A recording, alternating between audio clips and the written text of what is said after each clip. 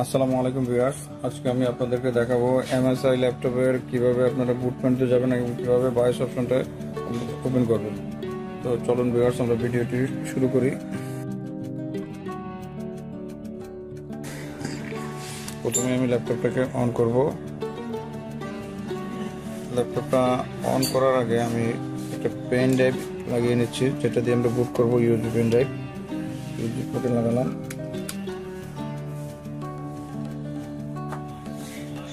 দেন আমি পাওয়ার বাটনটা প্রেস করবো। এটা হচ্ছে পাওয়ার বাটন। পাওয়ার বাটনটা প্রেস করার সাথে সাথে আমি F11 হচ্ছে MSI bias menu, F11 press করবো। এই তো F11 প্রেস করার সাথে সাথে চলে আসছে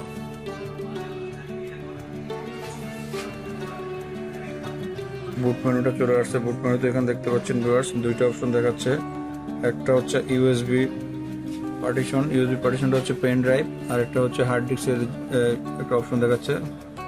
এখন আমি যে অপশনটাতে সিলেক্ট করবো সেটাতে চলে যাবে। আমি পেন ড্রাইভ সিলেক্ট করলে পেন ড্রাইভ থেকে বুট হবে। আমি হার্ড ডিস্ক SSD আছে, ওইটা সিলেক্ট করলে উইন্ডোজ বুট ম্যানেজার সিলেক্ট করলে উইন্ডোজে চলে যাবে। আর এখানে আরেকটা বিষয়, MSI সাধারণত বুট অপশন হচ্ছে F11।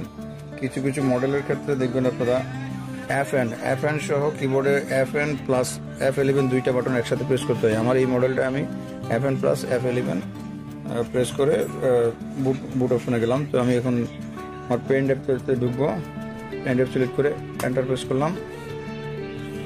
দেন এখানে আমার উইন্ডোজ পেন ড্রাইভের অপশনগুলো চলে আসছে। এখান থেকে আমি উইন্ডোজ 11 10 যেটা দিতে চাচ্ছি সেই অপশনটা সিলেক্ট করে দেন আমি এন্টার প্রেস করবো।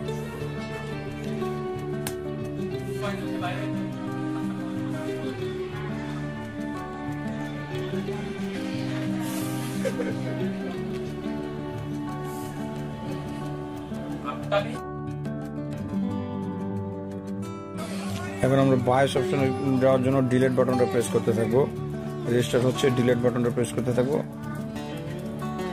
কিবোর্ডের ডিলিট বাটন আমরা প্রেস করতে থাকবো। এই তো ডিলিট বাটন প্রেস করার সাথে সাথে আমাদের বায়োস অপশনে চলে আসছে। এখন বায়োসে এখানে বিভিন্ন অপশন আছে, সেগুলো আপনাদের মতো করে আপনারা কাস্টমাইজ করে নেবেন, বা প্রয়োজন হলে কোনো কিছু চেঞ্জ করা লাগলে করে নেবেন।